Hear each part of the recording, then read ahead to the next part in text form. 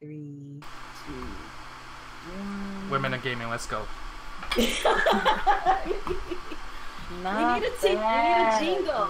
I don't like that one. That sucks. I don't think we have a jingle yet. We don't have a jingle. We don't have a jingle yet. We've been asking. I'm still waiting for a jingle. Where's my jingle family out there? I know y'all live. I know y'all hear us. But we here. It's time. It is time. We missed last week. And that was on me and some other circumstances. But we're back. And 4th of July is tomorrow, so we're doing it today early so we can get it out the way so everybody can, spend time with their family on the holidays and whatnot. So here we are. We're here and we're ready to go. So as usual, got my cohorts here. Gonna go ahead and introduce them, tell us what they're gaming on, and then we're gonna jump into our topics of the day. So we will start with Miss Nia. Women in gaming first. What have you been doing? What you been gaming? Oh my god. Alright. What's good, everybody? It is your girl Nia, the video game her, and I've been chilling, man. I've been playing a lot of games though. Like a lot of freaking random stuff. Of course, still playing Paladins of Fortnite because I play a lot of those. I play a lot of those games. I've also been playing a lot of PC games too. Like I've been playing this one PC game. I've always had it, but I really just been playing it a hard body like these last couple of days. It's called Black Squad. And to those of you guys who have never heard of this game before, it's a game on the PC, and it like harkens back basically to like what am I trying to say? It kind of harkens back to like old school Call of Duty. You know what I'm saying? Where it was like no gimmicks, just straight up gunplay. That's pretty much what that's about, and I've been really enjoying that. I've also finally booted up Elder Scrolls Online. Shout out to the subscriber C Reed for hooking me up with Elder Scrolls Online.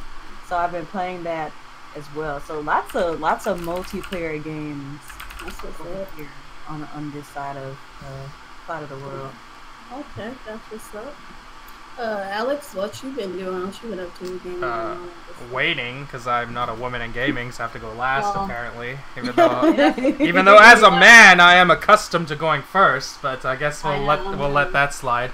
But yeah, what I've been playing, I played some Mario Kart last night. That was a lot of fun. I was playing some Mario Tennis today. Oh my god, it was the dreadfulness last night. What else? I was playing Max Payne 3 today. That game's pretty cool. I need to get back to that. Yeah, that game's pretty cool. Not much else. I played a little bit of Fortnite. Yeah, that's about it, really. Trying to start having a little hard time finding time for games right now, but I managed to play like a couple hours today, so that was good. I mean, you getting married soon, so that's like yeah, totally understandable. Gotta save that money. Shout outs to Jalapeno in the chat. Right, Jalapeno. You have been renamed Jalapeno. Jalen Pipes is officially Jalapeno. That shit was hilarious. All I saw was J and P, and I just assumed Jalapeno. Who is that? It's Jalapeno. It's but he's here. So, yeah. So, as y'all know, played some Mario Kart last night. I freaked out. Bad latency did all kinds of wrong to me.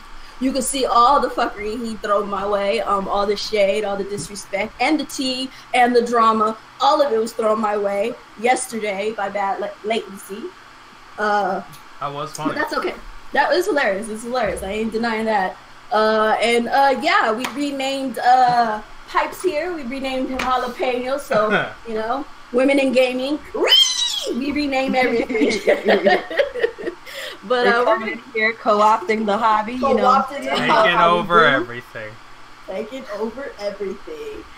So I guess we just go ahead and jump to these topics, get this train wreck going. Speaking of train wrecks, this first freaking topic of the day is limited run games Night Trap Collector's Edition is open for pre-order. So whatever happened to Nintendo never allowing this game being on their system, because you can also get it on the Switch.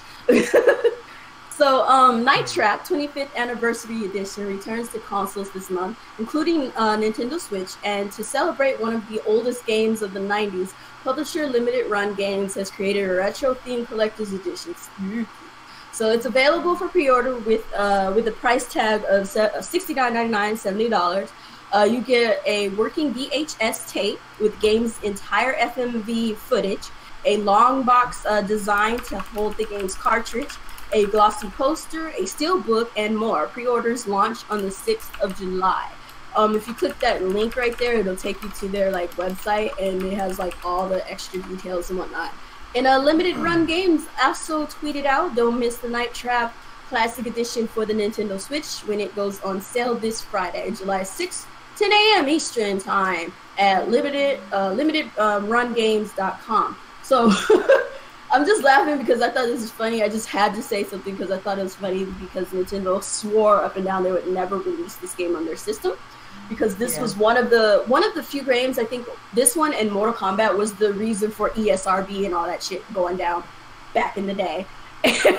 So to see this game back, and it's a horrible game, but it's fucking hilarious, and I think I might get it just because of business, because it's freaking stupid.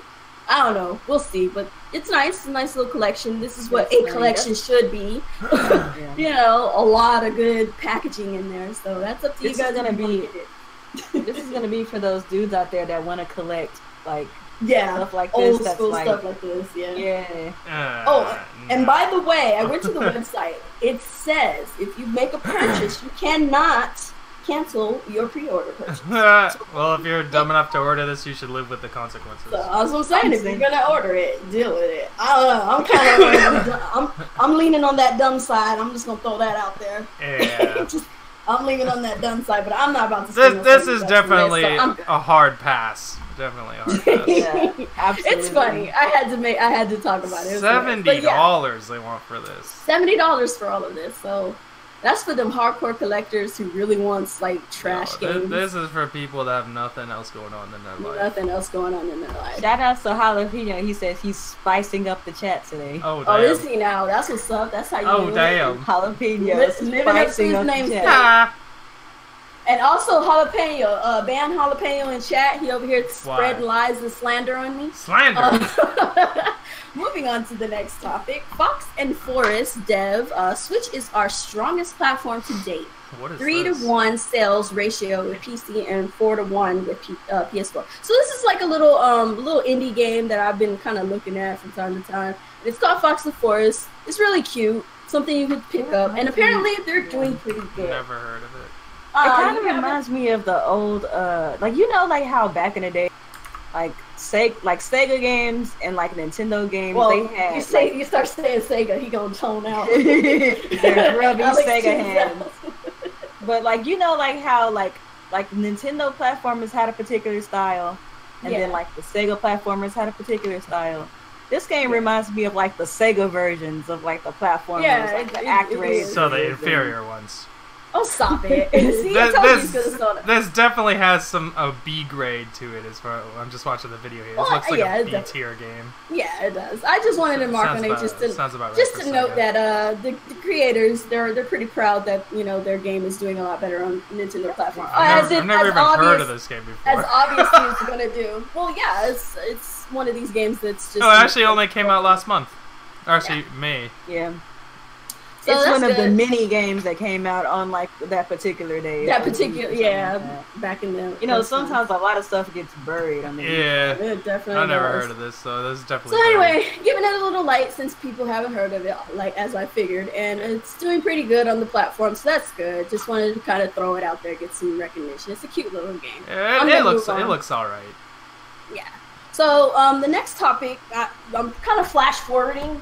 Mind me, don't worry, we have good information. I just kind of wanted to throw this out here because this is so random. But using Nintendo Labo and Moto NES zappers to play a game of laser tag. That's awesome!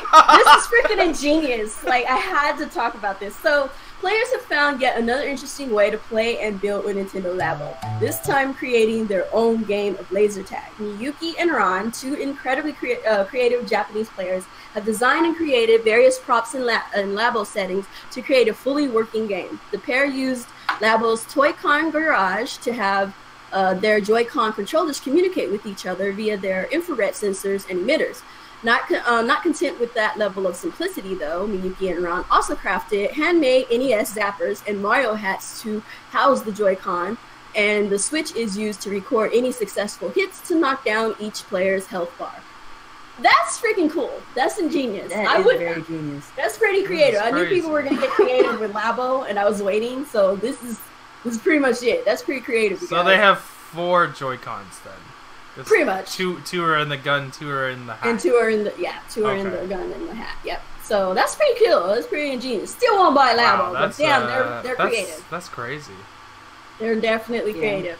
I ain't buying it. I can't get on. How is it these people are making cooler games than what Nintendo's Then what? I'm saying. That's what's so funny that's about crazy. it. It's like you couldn't. Nintendo Labo, like laser tag, actually sounds super cool. Yeah. It sounds so awesome. Like, can you imagine? That's what's up. Nintendo should just steal that idea. Or contact these fools and take it. It's easier to steal it. Here's some money. Here's some money. Shut up. It's ours now. So, rumor mill. Just so everybody remembers, it's a rumor. We don't know for sure, but a former Retro Studios employee claims half the team is expecting Nintendo to shut it down. This is unfortunate. So it feels like it's been a while since we heard any substantial news in regards to what Retro Studios is up to, according to a number of current and former employees. However, what's up? That's because it has been a while. It doesn't feel like I know, it is. right? I know, I know, right? So, however, things aren't looking too good for Nintendo's Texas-based division. Several staffers have left extremely negative reviews on Glassdoor, citing factors such as poor upper management and poor communication. One employee in particular went so far as to suggest that Nintendo is planning to shut down the studio. So there's 2 little Glassdoor comments here. One of them, wait, hold on, click on that so I can read that. So one of them says, I worked at Retro Studios full-time. The pros are we got free games sometimes, and it's a steady paycheck. And the cons are half the team is expecting Nintendo to shut it down, and the other half is hoping Nintendo sees the elephant in the room and changes management. The advice they have for management is just move to Vegas and get it over with. So apparently they need to move somewhere, do something, I guess. So the other one is I have been working at Retro Studios full-time more than 5 years. The pros, you get to be part of the Nintendo family and consistent paycheck. The cons are upper management is seemingly unwilling to seek out help in areas where there are ill-equipped. The Peter principle is apparent throughout most departments, unpaid overtime, little to no empowerment. The advice they have for management is radically increase transparency, add systems to enforce accountability of upper management, and ask for help and be open to constructive criticism. So what are you guys' thoughts on this? Does it sound like these rumors might actually have some foundation? Because we ain't heard nothing from no Retro. I think it is true. Not about the being shut down, but I think the management is clearly having issues over there. More than likely. Otherwise, we'd be getting more communication from their end. And we would have seen some more projects from them instead of just having canceled projects and rumored projects. Yeah. So there's something different. It's just been so silent. It's just been so silent for guys. Ugh. What's your thoughts, Nia?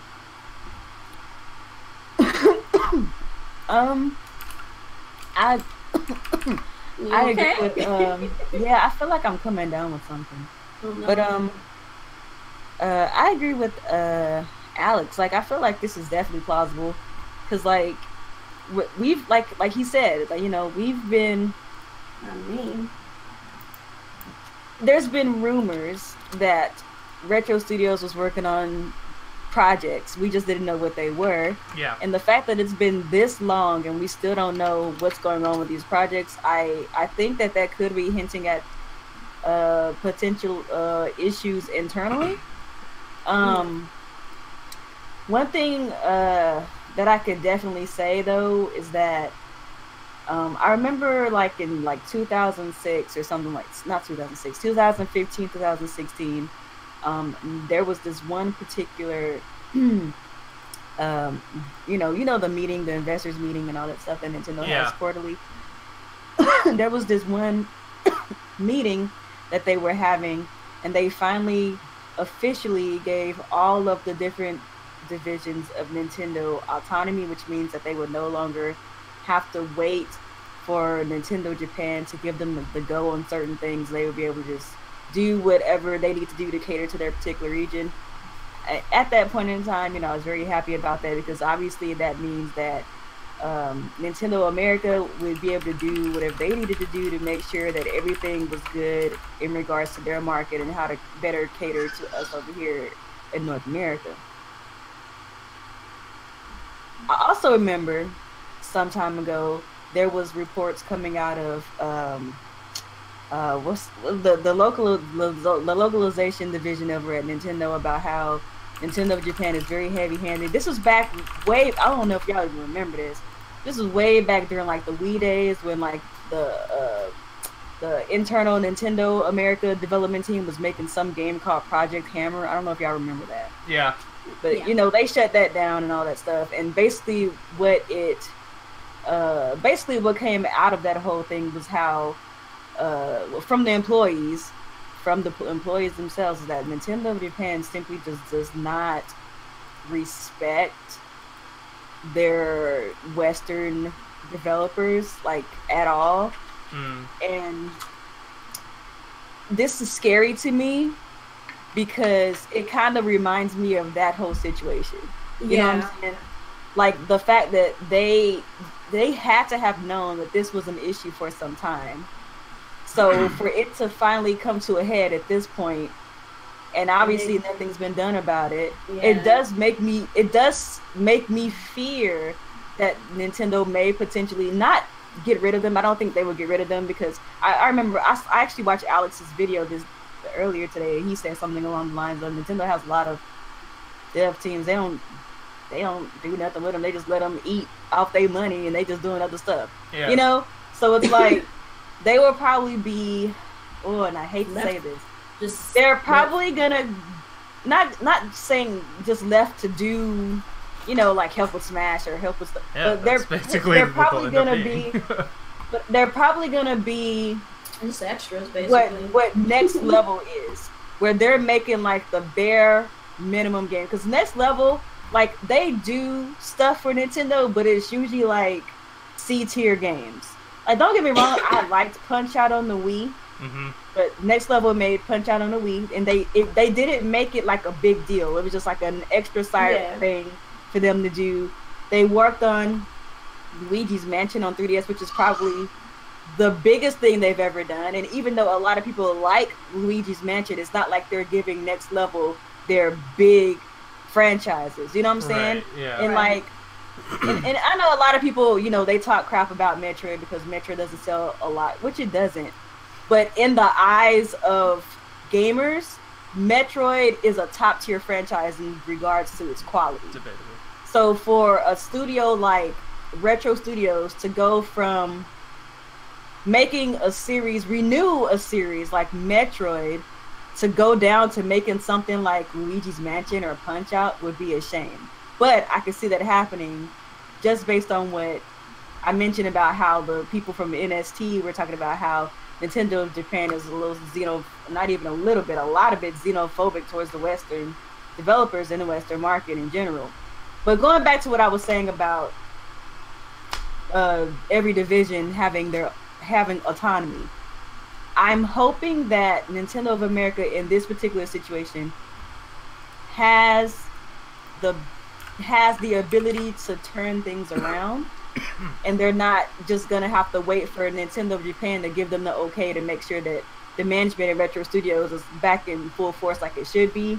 Hopefully that's something that Reggie Fils-Aimé could actually do, instead of just being like a talking piece. Like, actually do something and help Retro Studios get to where it needs to be. He needs to step in and do something if this is the case. He really needs to step in and do something if what these people are saying is true. Yeah. Because this really scares me. And I understand that, the people who made the Metroid series during the GameCube days and the early Wii days are not the same studio that we have today. But there's still talent there.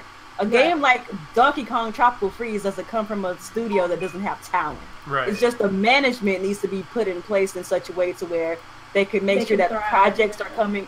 Yeah, like projects are coming around and they're not just sitting on a project for forever and nothing's happening to it. It's not progressing in any way.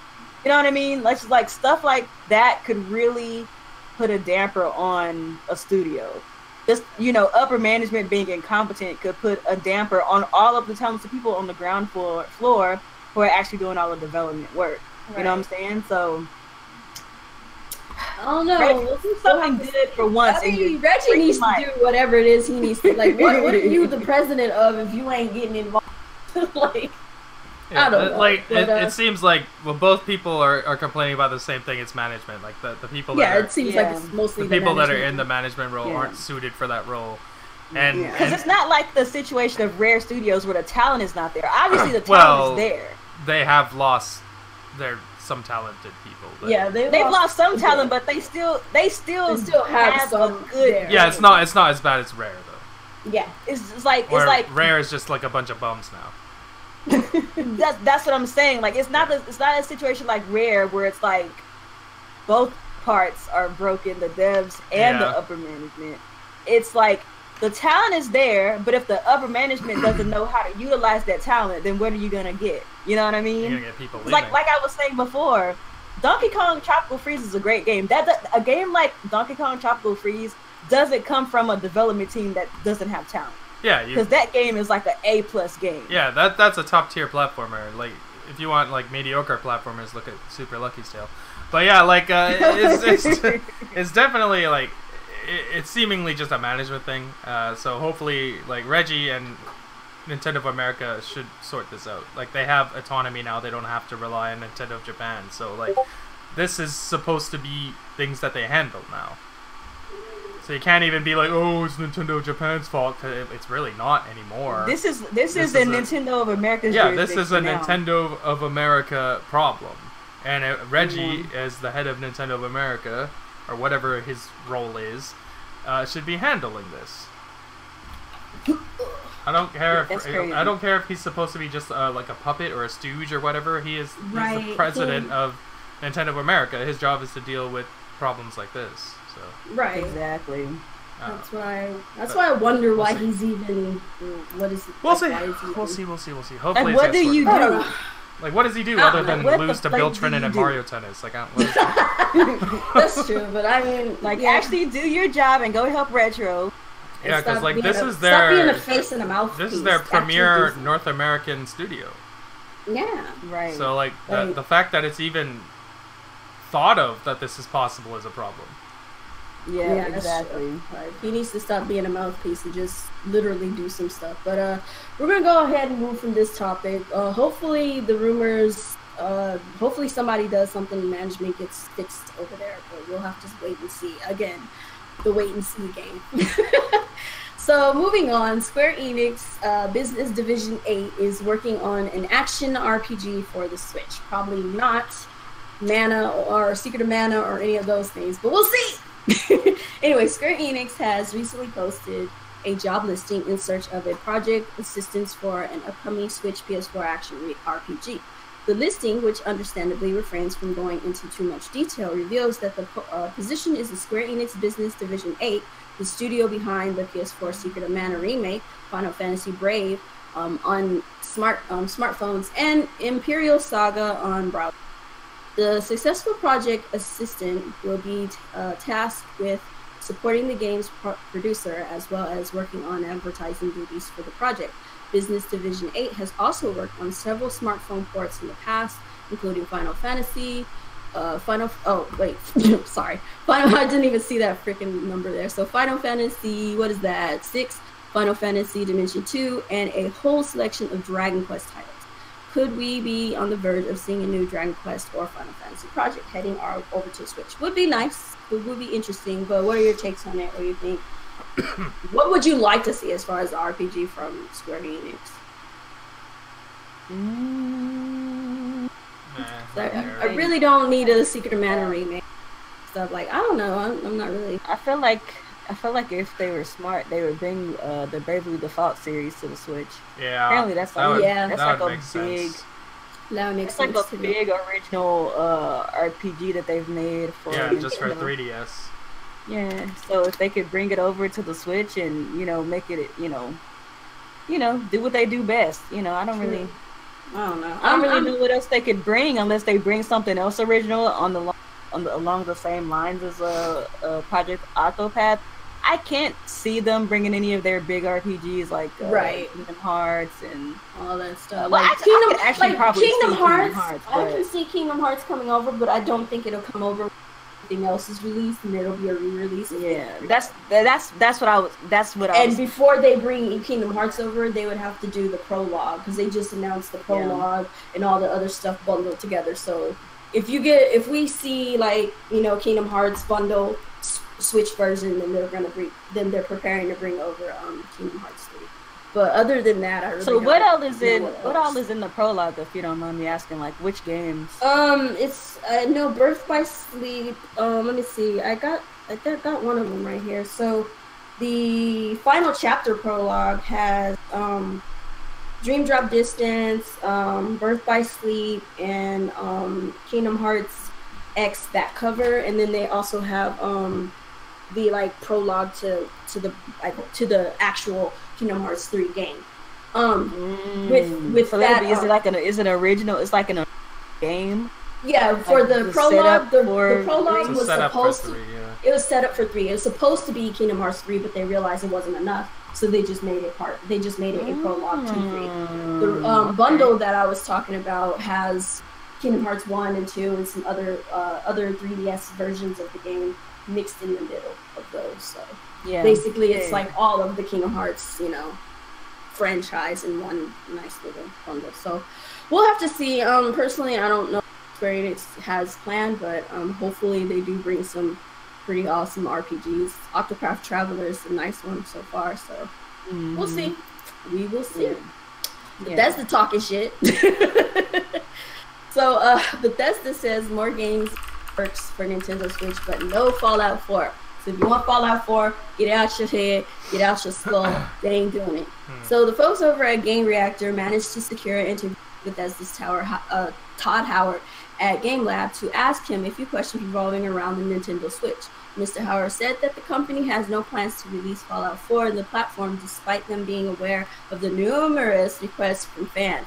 However, Nintendo Switch support will continue from Bethesda in the future, right? Here's what he said. Well, there's definitely interest. It's not something that we are exploring right now. We think Switch is a great platform. It was the first time we really worked closely with Nintendo on Skyrim, and really, really great experience. And we'll certainly be doing more things there in the future. But right now, it's not a mainline Fallout 4. That's all I had to say. So, I don't want it to be Fallout 4. I think, and I said this a little bit of, I said a little bit of this on the last podcast. I'm done with these old ports, bro. Like, it's cool for people who want them. Like, I still feel like if a game is available, there's an audience. There's always going to be an audience for anything. Right. But I'm tired of these old ports, bro. I think that's the reason why, even though the Switch is getting some third-party support, like, I'm happy that the Switch is getting some third-party support because there's people out there who enjoy. But it's all third-party support that we've seen already.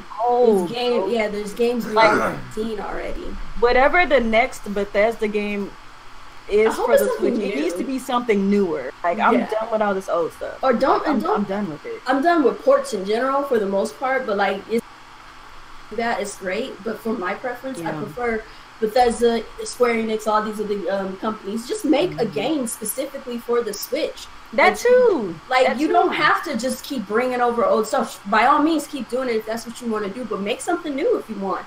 Get the Switch audience on your side by making something specifically for the Switch audience, for the Switch. I don't know. It just seems like these companies are so hell bent on getting all their old stuff on this system to make whatever little bit of change they can out of it. And it's like, I get it. It's a great business decision, but you can also make more money. Like, and that's cool because whether people acknowledge it or not, companies been doing that on all the systems since this generation started. Yeah, they've been doing so it's like it's not like something that's it's not something that's just like not happening. It's a thing that's happening, but like bring some new stuff too. Like all this, like, and that's the same thing with Nintendo. And I made a video about this like last week. Like, I'm cool with like Wii U ports, all that kind of stuff, but like, there's not enough new to fill in for like to mix in with the old stuff. Like, bring something new as well. Like, I'm done with all this old stuff. I get the ports. I get why say, you know, we get why they're doing it. It's just, it's time to get some new stuff too.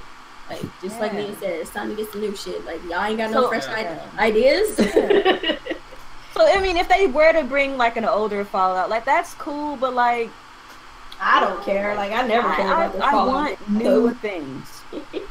If there's a way for you guys, for example, to get Rage 2 on the Switch somehow and bring that day and date, do it. Don't focus on this old stuff. Like, I'm done with that.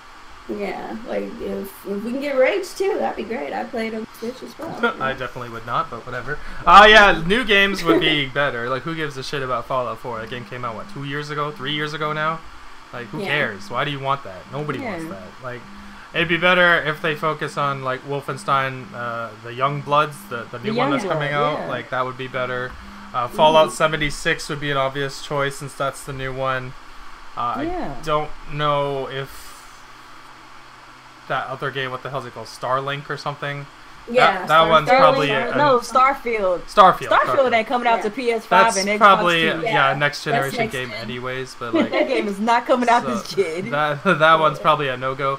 But Bethesda doesn't really make exclusive games. Like, that's true. They never have. They've always been a multi-plat company, so I don't expect them to make games only for Switch. But it would be nice if they focus on newer games as opposed to getting old-ass games. Like, Skyrim's a 6-year-old fucking game. Who cares? Right? But like, at least they're putting stuff, like, that's cool. But like, and they still have interest because the games are selling, so that's great. It's just, it would be nice to see them get some day-and-date games on the Switch as opposed to 6 months out or a year out. Like, fucking Wolfenstein just came out, and it's the worst version. It's $70. Or here it's $60 for you guys. $80 here. It's a year old, and it's the worst version. Like, that's not exciting. Yeah, that's not exciting. That's not exciting. I feel like it's more exciting when you bring it out day and date. Exactly. Then everybody's experiencing it at the same time. Exactly. Right. My thing is, like, if you are bringing stuff that's already, like, at least been out less than a year or two a year, anything past that, it's like, I'm kind of done with those. But like with Wolfenstein, why are we spending a full 60, $70, $80 on a game that's already been out for the lesser version? Like, I get why they're doing it, but at the same time, consumer friendly. It's kind of hard to sell it. Excited. Yeah, it's hard to be excited, and it's hard to sell it that way. Because at the end of the day, the main thing is they're still interested in making games for Switch, and that's good news. That's a good point. Yeah, I think that it's not outside of the realm of possibility for them to actually bring Fallout 76. Right. It's like that's a multi like that's Isn't like that like an online only game. It's a multiplayer focused games, but games like that usually aren't very graphical because they're online and they have to make sacrifices to make sure that everything loads up. Like, why do you think there are a lot of this is my PC stuff talking. Why do you think a lot of MMOs aren't really like cutting edge? Like, there's a lot of good looking MMOs, but when you're talking about graphics, it's really like stuff that can play on any range of anything. Right. So it's not outside of the realm of possibility for them to be bringing Fallout 76. And then there was also this one talk about crossplay. And if they're really trying to make crossplay a thing with Fallout 76, they better bring it to the Switch since Nintendo's actually at that point they ain't got no choice. So like, they're allowing crossplay, and Sony won't allow them to do crossplay on Fallout 76. So they have to branch out. They're gonna have to Switch if they want more audience. Yeah. I'm glad that Bethesda actually spoke out on that and talked about Sony's barring games. So I'm glad they did too. Because normally these developers are cowards and they don't say anything. Todd Howard don't care. He don't care though. He don't give a fuck. What you gonna say? To be fair, like, his games sell consoles. Yeah, he's not gonna. Sony is not gonna be. We don't want your games. Like, Bethesda's a powerhouse publisher. Yeah, so they can kind of do whatever the hell they want. Like, let's see what Sony does when Call of Duty decides we want fucking cosplay. What's Sony gonna say then? We'll see.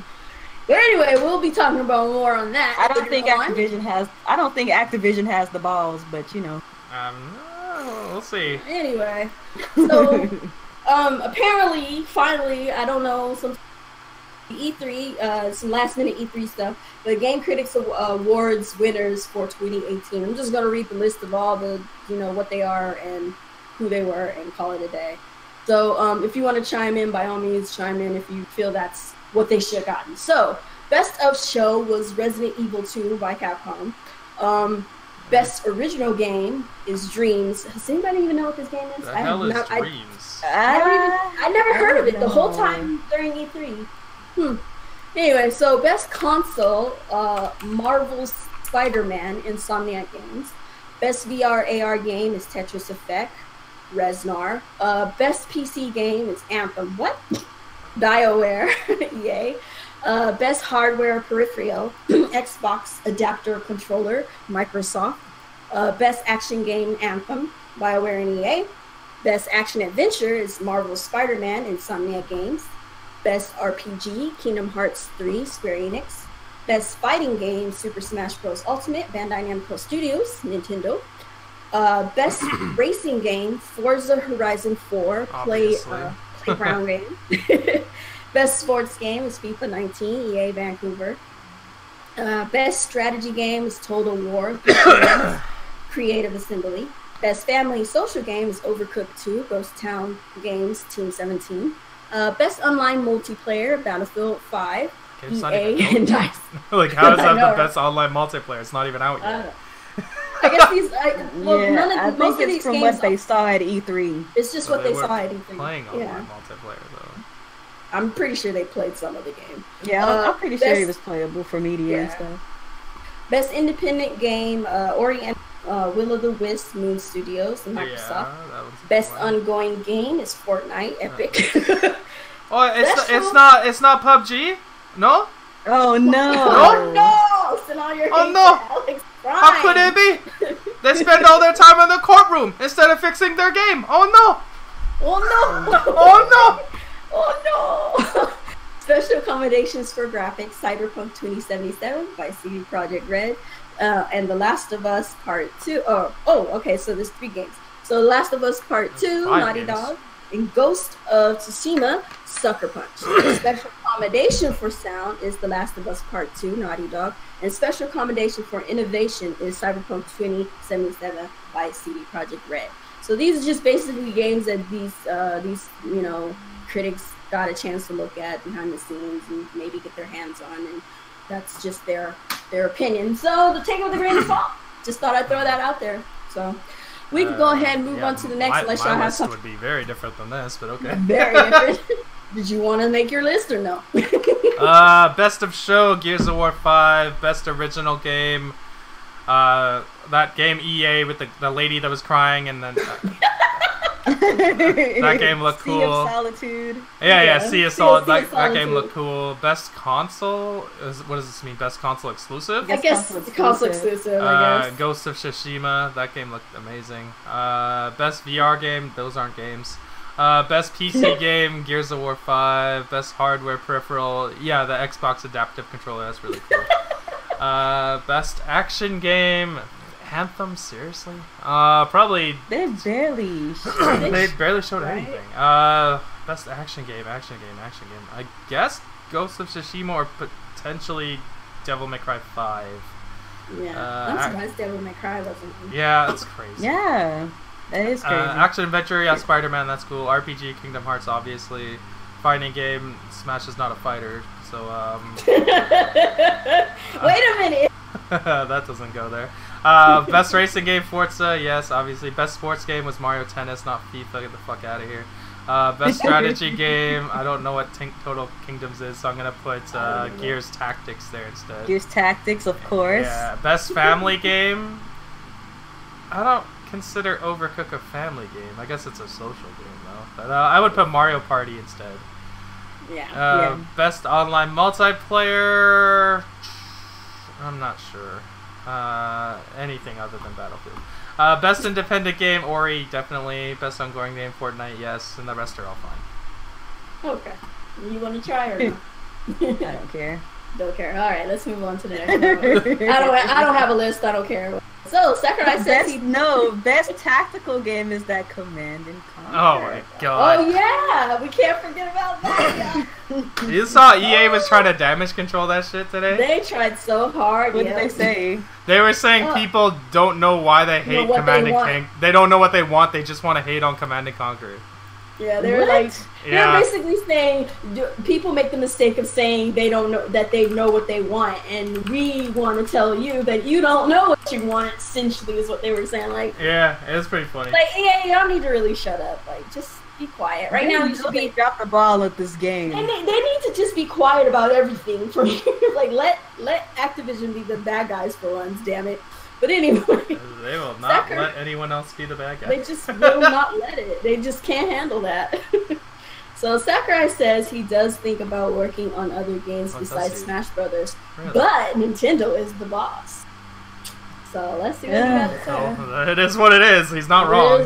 That's true. So Smash Brothers creator Masahiro Sakurai has revealed in a recent interview that he does occasionally think about working on games that aren't Super Smash Brothers related, but is ultimately down to Nintendo. And when they ask him to make a Super Smash Bros. Game, he's always makes that his top priority. So he says, of course, there's always that little voice inside of me that says I want to work on things that aren't Smash Bros. And I listen to it, but even so, it's apparent that my games have even a little bit of personality in them, and the player is able to participate that, appreciate that, and then I'm grateful. So still, it's Nintendo that decides whether a new Smash Bros. Game will be made or not. When I get that request, it's my job to make that my top priority without thinking too much about other things. As it stands, I have a ludicrous amount of directing to do. My work is incredibly intensive, and I don't think that that'll change anytime soon. At the very least, it isn't unreasonable to say that there won't be another Smash Bros. For a while after this one is finished. Yeah, there will be when the Switch 2 comes out. Right, he says this every time. Like, when the next system comes, the upgrade Switch, like, we're gonna see another freaking Smash Bros. Every console since the N64 has a Smash Brothers game. Like Ruby, let him work on something. Nah, let him keep making Smash. He refuses to work on something else. I'm pretty sure he wants to. As soon as Nintendo knock on his door, Smash Brothers, he's out the door already. Like, you can't get this man to stop. Yeah, he loves Smash. He must be so bored of making Smash Brothers at this point. He has to be. Like, I'd be tired of it. I'd be like, look, no, you gotta pay before I make a Smash. He's gotta be so sick of Smash Brothers. Like, what they gonna do? Fire him because the Smash that somebody else makes ain't gonna be the best. Right. Anyway, but so Kimishima reveals that Nintendo plans to announce full Switch Autumn lineup at an appropriate time. Oh, Kimishima, you old troll! So, judging from the reactions from the Nintendo's presentation during E3 2018 last month, some people were concerned about the autumn lineup on the Nintendo Switch. However, from Nintendo President Tatsumi Kimishima, revealed during the general meeting of shareholders that the company plans to announce a few more titles for the autumn at a later date this year, or for autumn, usually mean. Here's what was said by Miss Probably. Kimishima says. So Kimishima-san was also asked about Nintendo's presentation at E3 and the fact that it caused a sharp decline in the stock value. He explained that the company is prepared to disclose more information to the customers at an appropriate timing, including products that will be launched during the year-end shopping battle. It's not yet time to announce the full lineup. E3 is not the time to announce a full lineup. E3 is not the time. They have 4 shows a year. I know, but still, E3. So that being said, he listed the games that will be released before the end of the fiscal year, mentioning that it's a powerful lineup. Nintendo aims to maintain and expand the momentum of the Switch towards the year-end shopping battle. This is a widely used definition in Japan for the shopping rush at the end of the year. He believes that more detailed information can be disclosed to the customers in the future. I gotta keep reminding myself that this is a Japanese company and they don't give two shits about Westerners at all. Yeah. So, like, you have to understand that's also why they don't care about the Western, ups and downs. E3 doesn't mean shit to them. It's just, okay, show a couple people some shit and tell them to shut up. We got games coming. But for the most part, like, I don't mean that to be like about it, but it's just kind of how it is. Japanese, you know, these Japanese companies don't really care about what Westerners want. They want to get their main target audience, which is the Japanese audience. And I'm sorry, but like, I don't know. I guess they don't take. That's not entirely true. Sony doesn't take that approach. Well, that's Sony. They're Japanese. They're not Japanese anymore. They're more than they've been in life. Like, come on, let's be honest. Japanese company. They're in Japan. They're a Japanese company, but they've adopted a lot of Western kind of whatevers. But anyway, I mean, it's cool. I get it. Okay, show us what you got then. I guess we'll have to wait and see. Like we all knew this was happening anyways after we saw that show. Like there was a Smash Brothers show. We already knew they have games that they previously announced that they didn't show at the show. So like we are aware they have other games coming. They're just not going to be blockbuster games. Not going to be announced. So we'll get more direct, obviously, and they're gonna throw them out there. Like I hope they have one other big title to announce that's coming this year, because we know Yoshi was delayed, we know Fire Emblem was delayed, we know Metroid's not coming this year, Bayonetta's not coming this year, so like hopefully something comes out. We'll see. What's your take on it? Yeah, she over here like I don't give a damn. Just she's just like whatever. Just show me the games, damn it. Just show the stuff. Like stop being so secretive all the damn time. Yeah, like just show the things. Yeah, there's really no reason to hide it like this. Yeah, like what the freak? Like, and then you wonder why your stock went down. Yeah, exactly. Because you're hiding. Because that show was just mediocre. Because half the show was just Smash Brothers. Like that. Yeah. And the whole reason it was mediocre is because they held back. Like, and shareholders were like, "That's it, nah." Yeah, I gotta exactly. Sell some of that stock. Sell some of that stock. To be fair, those shareholders should know better that Nintendo has other games on the horizon. But like, yeah, definitely. But they it's still it this time. It's still not a good look that you have a 45-minute show and 25 minutes of it is for one game. Like that's crazy. Right. That's crazy. Yeah. Too much. Smash. They did like a little spice reel or whatever, a whole bunch of games that they didn't even talk about, and then straight into Smash for like what, a half an hour. Yeah, it was a little too much. A little much. Yeah, but I'm looking forward to see what else they got. But if it's just a bunch of fucking indie games and old ass ports, like I'm not clapping for that. I'm not. That's what I feel like it's gonna be. Definitely, that's what it's gonna be. It's a bunch of. Yeah. I guarantee you, it's gonna be a bunch of indie games that have been out for a year and some old ass ports of third party games. Like, it is what it is. Like, this year and last year, they're playing catch-up. It's going to take a while before they get more day-and-date games. They need to hurry up, because, like, last time we talked about how Reggie Fils-Aimé was talking about games are going to be more on time. Yeah, like that. That's assuming we believed them. Like, once that happens, that's a little more exciting. But when you're getting games that are, like, a year old, and then they come to the Switch, it's like, am I really excited about that? It's like, do I really care? Like, not really. It's good that it's there, but it's like it's not like exciting. Right. Yeah. So. Anyway, so voting results from Nintendo's 78th annual general meeting of shareholders, and the results are in. Last week, I forgot this guy looks like Toad. Oh yeah. So last week's Nintendo's 78th annual general meeting of shareholders was held in Japan. It featured a very brief presentation, a Q&A session, and votes. And it was here where new president Shintaro Furukawa was sworn in as Nintendo's new president, taking over from Tatsumi Kimishima to lower the full voting results of the votes. So Shigeru Miyamoto, he ended up getting a 97.37% at some point. Shinya Takahashi, he has a 97.28%. Shintaro Furukawa actually has 96.51%. He just started. I know, right? Ko Shioda has a 97.28. What are these percentages for? Just their approval rating, basically. Their own approval within the company? I guess within the company. Miyamoto's is way too high. Yeah, I mean, really, it is though. It should be like 10%. Stop it! I said 60 something. You said 10%. Come on. The only thing he's done since Star Fox Zero was come out on Ubisoft's stage and handshake. So they also have Tatsumi's approval rating. He had an 84%.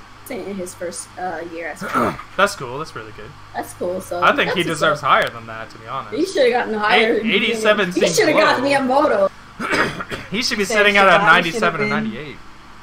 Is Shibata the guy, the Europe president or the former Europe? Yeah, Director? shit. I think so. I think so.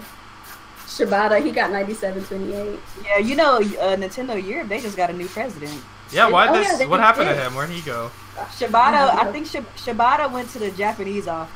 Oh, okay. So now they have a new Nintendo Europe president. I wish they would think he's, replace like, our Swedish. Nintendo of America president. Why can't we get somebody my better? God. I mean, come on now. Please. They should have gave us the European guy, then we could have got some special editions that aren't terrible. Right? Reggie. Moving on. Pokemon president on the Let's Go Games 2019 entry. Pokeball Plus, What? Pokemon Go, and more. What the hell? So I guess this is a topic. In a recent issue of the Japanese magazine published a pretty lengthy interview with Pokemon president. What is that? Tsunekazu Ishihara. Ishihara had plenty to say about Pokemon Let's Go Pikachu and Pokemon Let's Go Eevee, as well as the 2019 entry, the Pokeball Plus, Pokemon Go, and more. Oh, So I'm not gonna read every last. Holy, there's so many. Yeah, there's so many. I'm gonna read this first one, and then there's like a few at the bottom that I wanted to just kind of gloss over, and I guess people can read this there. So expanding, this is Mitsu asking questions and Ishihara answered. Expanding the Pokemon games to the Nintendo Switch has a big impact, but how do you feel about the current state of the Nintendo Switch platform itself? Ishihara has this to say. I don't know if this has the ability to persuade the people who said a year ago that the Nintendo Switch wouldn't sell, but up until that point, a machine that integrated both handheld functionality and console was unheard of. So to be honest, it was hard to know how it would sell. I didn't see it selling, however, the overwhelming fun of The Legend of Zelda Breath of the Wild made it popular. I think that had a big impact. So he obviously didn't think it was going to sell. Huh. He was one That's of those, crazy. I don't weird. think it was going to sell. That's pretty funny. That's so weird for somebody who works with the company. You don't think their product would sell? I know, Especially right? the fact that it was a portable. Like, Yeah, how can you work with Nintendo and not think a portable device from Nintendo would sell? That's wild. Yeah. That's crazy. That's interesting. So yeah. Maybe he just wanted to keep making games for 3DS. He's like, no, I don't want to stop. No, it's over. Don't They're make us making too much money. Don't make us do HD assets. It takes longer. Fuck. Okay, let me see. I'm trying to find that other question. The other question I saw. So, because it was kind of talking This about interview is Pokemon 3 Go. pages. Oh, I'm not Jeez, about to read what all the this. hell? I'm not about to read all this. So They kidnapped this man or something? Hell of a answer these questions. Answer these questions! So I think it was this one. There has been a dramatic change in the Pokemon series, but is there an intent behind making challenging titles? Ishihara says, thanks to Pokemon Go, there is a new awareness of Pokemon from players who have never played those games before. All over the world, parents and grandparents are playing Pokemon Go with their children. Those people are still at the entry stages of Pokemon, and we'd like to take it up a notch. That being said, to suddenly go from Pokemon Go to the Pokemon series might be too big of a step for some people.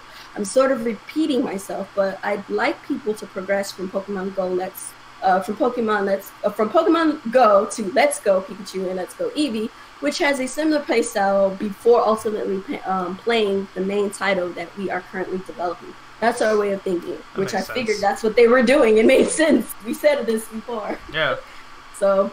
So in case anybody didn't think, thought we were talking out of our asses, he even backs us up. That was pretty damn obvious. That's what they were doing. It's kind of obvious, yeah. It was pretty obvious. I just wanted to read that just to point it out. He's even doing Then he's trying to get the Pokemon Go people to become traditional Pokemon fans eventually. Yeah, but he knew that there needed to be a gap. Yeah, you can't go from Pokemon Go to a standard Pokemon game. It's too different. Yeah. Hell, even I would. So there's a whole lot more stuff here, but I'm not about to read all that. I just wanted to point those 2 questions out. If you see a question that you want to talk about real quick, y'all, by all means, But they kidnapped this. They definitely kidnapped this guy. They kidnapped this dude. We can move on. Yeah, we can move on. So I just wanted to point those two out. So he backs us up on what we said a couple of podcasts ago, that they're just, you getting your mainland Pokemon, it's just they're trying to bring the Let's Go people over gradually. So Reggie reveals Metroid Prime 4 development is proceeding well. Is it now? Is it now? I'm just gonna read what he says straight to the quote. Last year was important to us to message the Metroid fan that there was a Metroid Prime experience in development, as we showed Metroid Samus Returns for the 3DS. We didn't want the fan to say, you just launched a new system. When are you going to bring me a Metroid on that platform? We've been saying that. We said it was coming. We said it last year. We said it was coming. This year, with so many games launching effectively between now and the first half of the next year, we wanted to focus on those games. Rest assured, Metroid Prime 4 is still in development and proceeding well. And he also says some other stuff about the Nintendo Minis or whatever. So, look, we know that our fans love our legacy content. Being in this business 40 years, we know we will have a lot of content we can surprise our customers with. We're aware of it, and stay tuned. Right now, the focus is let's make sure that we give the consumer that wants NES Classic the chance to pick it up again. I believe we're also going to have a strong holiday with SNES Classic as well. I ain't seen neither one of them fuckers. Lying. The NES ones are back in the stores now. Well, I've walked around to a lot of stores lately and I haven't seen them. They're gone. In my area, it's like a ghost town. You walk in, ain't shit there. Help. Reggie sent help. Yeah. But how you feeling about this Metroid business, Mia? You looking a little... I just want them to show at least a concept or something. I think I'm just get it next year. I'm just really annoyed with Nintendo. Like, I really am. Like, I can kind of see it. I'm at like a Nintendo fan on hiatus this year. Like, that's what I feel like. I'm on hiatus until... You said hiatus. I'm Nintendo. Yeah. I'm happy. I got a super awesome Mario Tennis game. I'm excited. Hashtag hiatus, guys.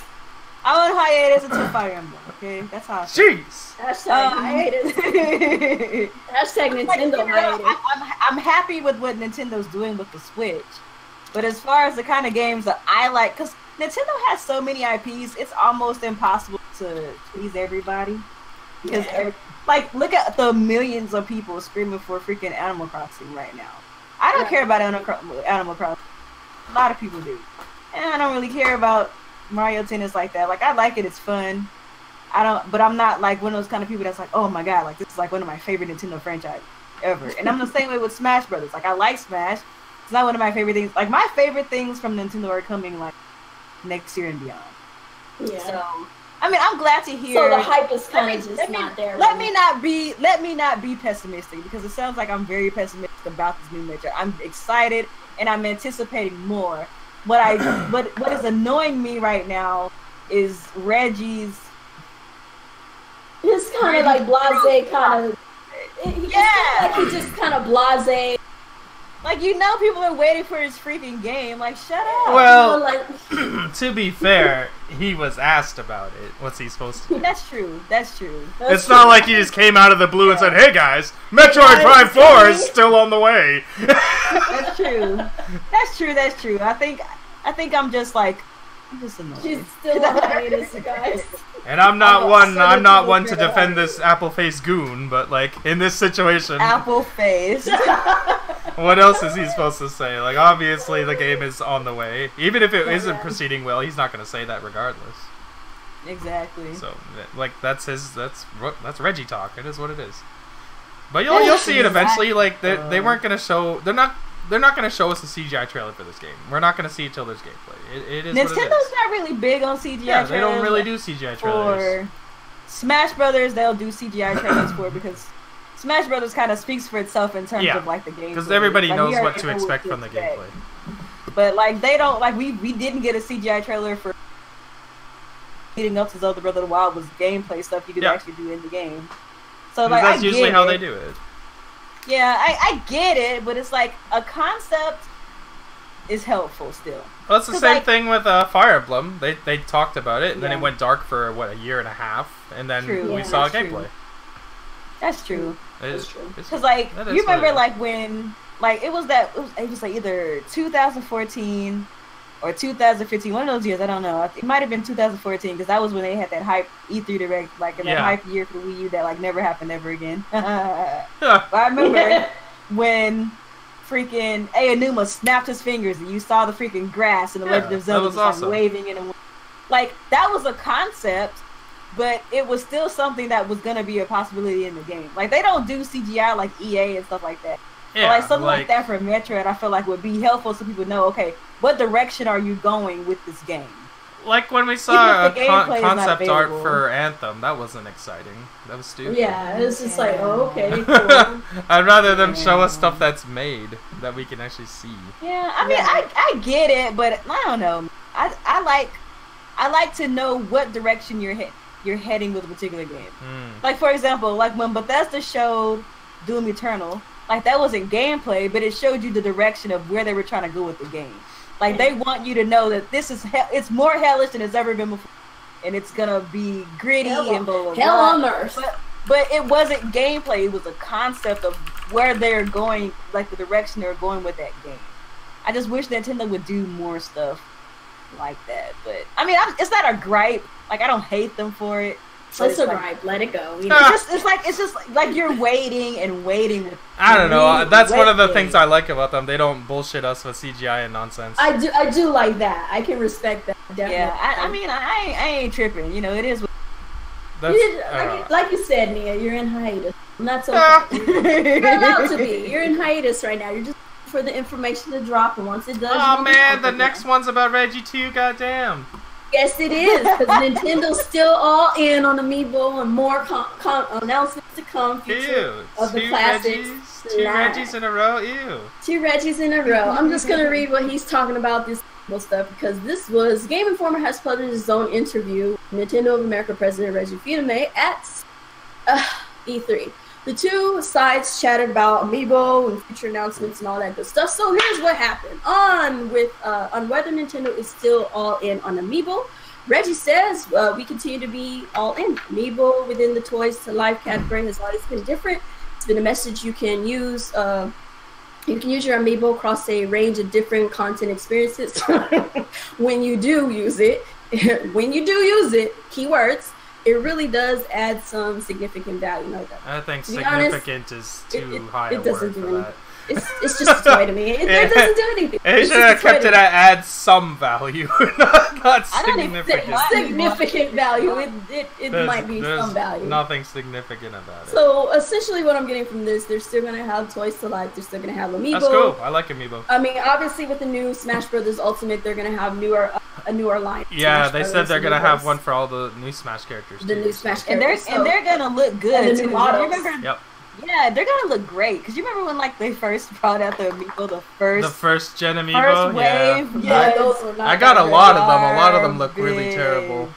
Yeah. But they're getting so much better with. I their wonder if Amiibo. they're gonna re-release the entire Smash line. I think they're probably gonna re-release a new They one. might re-release it. If they do, I might get that Smash instead because I sold all my. Did y'all see the Inkling Amiibo? That joint looks so good. Which one? The new one, the new Inkling one, the Smash the one. new one. I haven't seen. No, I haven't seen the new one yet. It looks good. So I don't know. We'll see. So on whether I'm not gonna. Just gonna kind of breeze over everything. So on whether we can expect more announcements months ahead for 2018, or is what we saw at E3 the bulk of the lineup. So obviously we just talked about that there's not going to be the bulk of the lineup, but we're going to continue to make announcements. E3 is not the only opportunity that we use to break news. We break news in Nintendo Directs when we want. Historically, we've been broken news at San Diego Comic-Con. Okay, some other fluff that they're talking about. Basically, it's coming. More shit to come. Yeah. On whether Nintendo gathers around to They're watch just Nintendo spacing Directs. stuff out. That's some, yeah. I don't care about them watching their own directs.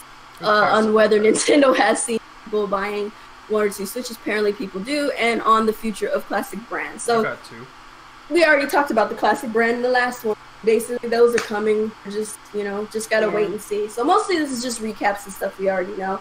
So Meeples are coming. The classic editions are coming. Yay! That's a good question. What? Oh, it's renamed. That's a good question. Somebody no! It just got renamed to Team Red thing because I saw that earlier today. What you talking about? The questions section of our Discord has been renamed Team Red as questions or something. I don't know. So that Team Red podcast questions. Oh yeah, there you go. I changed it. I forgot. Yeah, he didn't tell us, so we had to find out our own way. But it's easy, simple. Just go in there and ask your questions. It's pretty clear. Pretty straightforward. So, why are we talking about Sony? I don't know, but let's see. Sony on first-party output. We're never going to be like Nintendo. That's why we're talking about Sony.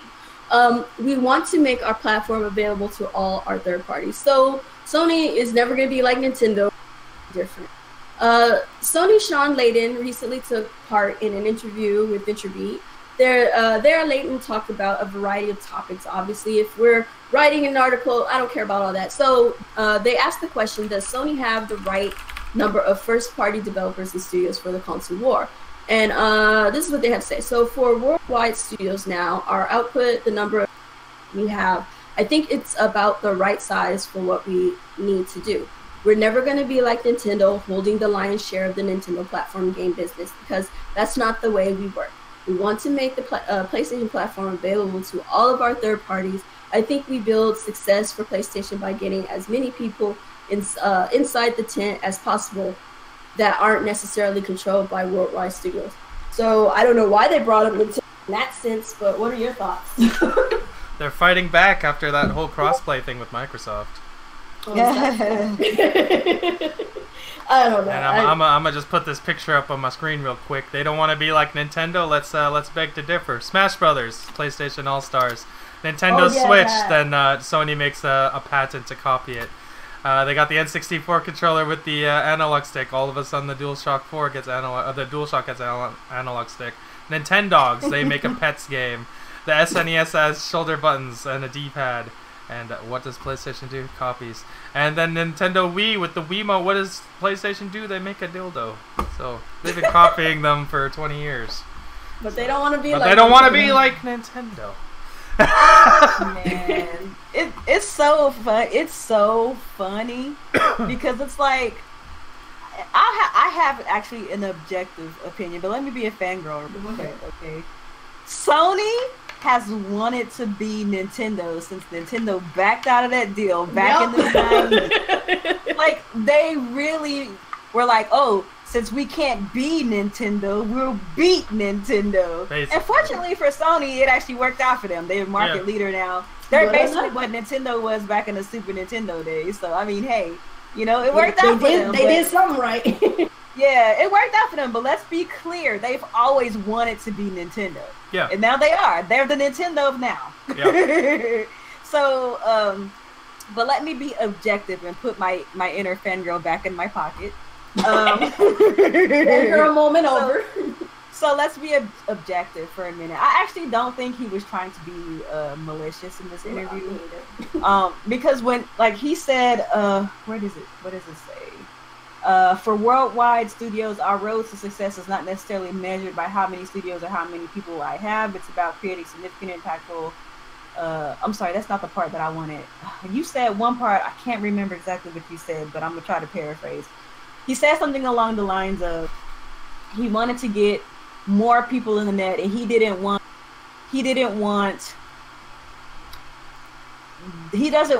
the people who come over to the Sony platform to be only doing so because of whatever their studios can provide. He said something along the lines of that. I think we build success. Wait, hold on. I think it's about the right size for what we want to do. It's the whole thing there that he says that he wants to build everybody in. We're never going to be like Nintendo, holding the lion's share of the platform. We want to make the PlayStation platform available for all of our third-party partners. I think we build success for PlayStation by getting as many people inside the tent as possible that aren't necessarily controlled by worldwide studios. So I don't think he was being malicious when he said that.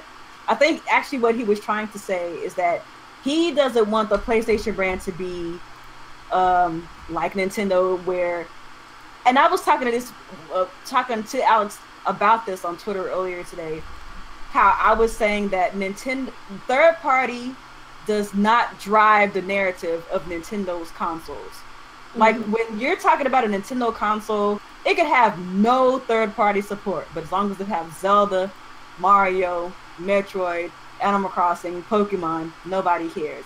The narrative and the draw of a Nintendo's platform is always their own games. And unfortunately for Nintendo, it's also their Achilles heel, because whenever you're getting users just from your own experiences, there's still a large contingency of people out there who might not be interested in those particular experiences. Whereas with Sony, who they do have good first-party games, don't get me wrong, but the main draw of Sony, and it always has been since the Nintendo 64, when developers didn't want to develop for those very expensive cartridges, has always been third party. There's more third party studios than there are exclusive studios on Sony, Microsoft, and the Xbox's side. Yeah. So with more third parties in the industry, they run the industry. Third party is the industry. So when you have like all of the third party games on your system, you're gonna have a bigger you're gonna be able to catch more butterflies in a bigger net, because you have more variety coming to your platform. And I think that's what Sean Layden was trying to say. I don't think he was trying to throw a jab at Nintendo. He was just kind of making a comparison by how, even though Sony does have great first party games, the driving force behind their platform is actually the third party games, and that actually catches a wider user base because of the different variety that these third parties bring to the table.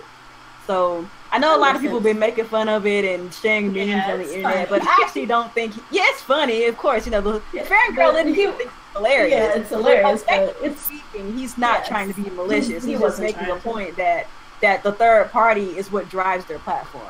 Right, and it makes sense. It does. Yeah. Nah, I'm pretty sure he was taking shots because of that whole Nintendo and Microsoft crossplay thing. I'm just speaking truth here. They got caught off guard by Nintendo and Microsoft. They made them look bad. So what does Sony have to do? They have to save face. So Sony says, we don't want to be like Nintendo. We're better than Nintendo. We have first parties, but we still allow third parties to flourish. We cast a wider net than Nintendo, and obviously a wider net than Microsoft could ever cast. So it is what it is. They're playing to their strengths. Okay. Anyway, so our final topic of also some Sony business, but PlayStation 4, Xbox, Nintendo Switch crossplay. Big news for Fortnite fans as Sony softens stance. Yeah, right. But anyway, so Holy crap. I know, right? PlayStation boss. A lot of ads. It really is. PlayStation bosses are finally considering console crossplay on hit shooter game Fortnite. That's nice. The game firm has been resolute stance. It will not allow its players to mix online with rival gamers on Xbox and Nintendo consoles. While in the past it has claimed this was a way of protecting PlayStation gamers from online influences out of its control, many have concluded its decision, as Sony is the console market leader, allowing PlayStation gamers to freely play titles online against friends on Xbox or even PC would some at the firm believe hinder its ability to maintain a dominance in the gaming market. But that might just be about to change. In a hint of movement, PlayStation chief Sean Layden this week gave the first hint that the company might be softening its line on crossplay. Speaking at Game Lab conference in Barcelona, the Sony executive was asked with the situation with crossplay and Fortnite specifically was amid growing clamor for it to happen. And basically, this is what he had to say. You can imagine. He says, we're hearing it. we're looking at a lot of possibilities. You can imagine that the circumstances around that affect a lot more than just one game. I'm confident we'll get to a solution which will be understood and accepted by our gaming community, while at the same time supporting our business. So basically, you're going to accept what they have to offer, and it's going to be good for us. Obviously. But what do y'all think? Like, what are your thoughts on this? Does it sound sincere? No? Maybe? They're going to do it eventually. They have to. I mean, generally speaking, when like companies always say we're looking into it, that stuff to me, for me, just sounds like they're like not really listening or anything. They just want you to think they are. They care less. But I could be wrong in this situation. I could be wrong in this situation, but most of the time when they say we're listening, we're hearing you, we're looking into it, they're not doing a damn thing. They don't care. They just want to placate you. They want you to, you know, kind of stop thinking about the situation, maybe stop talking about it, and then eventually people will forget. And you know how gamers are. We tend to just go from one topic to the next topic. But this is a pretty big topic. It's a cross-play, cross-progression type of thing. Me, I want cross-progression. Cross-play is whatever, but if I can take all of my saved information stuff from a third-party platform to the next on any console or any platform, I would be happy. I mean, cross-play is whatever for me, but I want cross-progression. But what are your guys' thoughts on the whole? Do you think Sony's going to eventually relent? I mean, with the way it is looking, they might. I think Sony's gonna. I think they're going to get into it eventually. I don't think it's gonna be this generation. That's I think my it's gonna be next generation. I think they're waiting until next gen. I think they're waiting until next gen too. But in regards to this particular interview, I feel like this is damage control. Because like I think that what's happening here is they see that people are discontent, and believe it or not, people are actually discontent. This is not fake rage. People are legitimately upset about this because they want to play with their friend. Okay, Sony sees this, and I think this is just their way of saying, okay, now shut up. You know what I mean? It's like a nice way of saying, shut up. Like, we hear you, we get it. Next, think about crossplay, but right now we're not doing it because we're ahead of the crowd, and there's no reason for us to really open up our doors.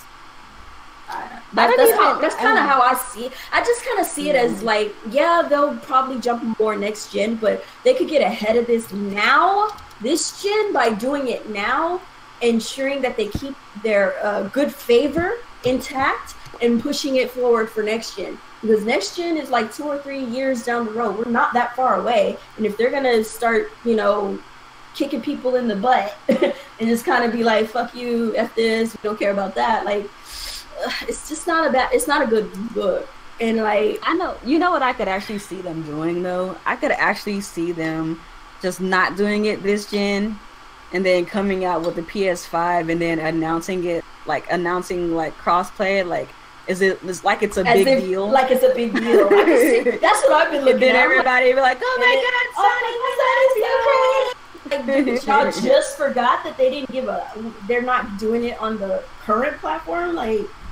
And basically, I think like what you said, like they'll do it for the next gen, and then kind of leave everybody on this generation high and dry, and kind of force them to move to the PlayStation 5 for that open crossplay experience. Yeah, and they're gonna find a way to spin it to make it look like they're the good guy. They'll figure it out, and yeah, I know they're trying to point them as the bad guy, but they don't look good right now. Like, we didn't do it; they don't look good right now. You're locking. My thing is, just give me my progression. You can keep the crossplay. I don't need to play with your funky. Like, I don't need to play with your funky asses. That's the case. But don't be locking, you know, people's purchases and time behind your freaking crap because you want them to stay in your platform. Most people I know I've been talking to, they're like, nah, I canceled that. I canceled that shit. I canceled everything on there, and I went and opened one for PC, Xbox, and Switch, and that's who they have it connected to now. Like, they don't even play on the PlayStation. Some people don't, but like, there's more people that's loyal to Sony, and that's just the way it's going to be. So I don't think they're going to budge, because I think there's just far too many people who are far too loyal to Sony to care. Yeah. And they don't see the bigger picture that in the future we're going toward crossplay. Like, crossplay is going to be the future for multiplayer going forward. So I feel like Sony, like a lot of Sony players are so like indoctrinated into that ecosystem that they don't really care one way or the other. They're gonna stay there. If that's where they want to play, that's where they're gonna play. And that's cool. But, nothing wrong with that. There's nothing wrong with that. Obviously, my only thing about that is like how you people being allowed to play with other people on other platforms. Yeah. Like, if that's your ecosystem, that's where you play, that's where you prefer to play, and you don't want to play with other people, you don't have to. You don't have to open yourself up to other people. But like, you're gonna, because you don't want it, other people can't have it. That's selfish as hell, man. Yeah, that's kind of where I'm at. That's selfish. Yeah. Like I don't care about crossplay. Like it's fun, it's good. Cause like the other day, me and Alex, we were playing crossplay. He was on the PC, I was on the Switch, and we were playing with one of Alex's subscribers who was on the Xbox. That was like so cool that we were all on different platforms, but we were still able to share that experience together. Right. Like, crossplay, it benefits gamers, whether you care or you're indifferent. It benefits us as gamers, it benefits us as consumers, and even if you don't care, there's no reason to be against it.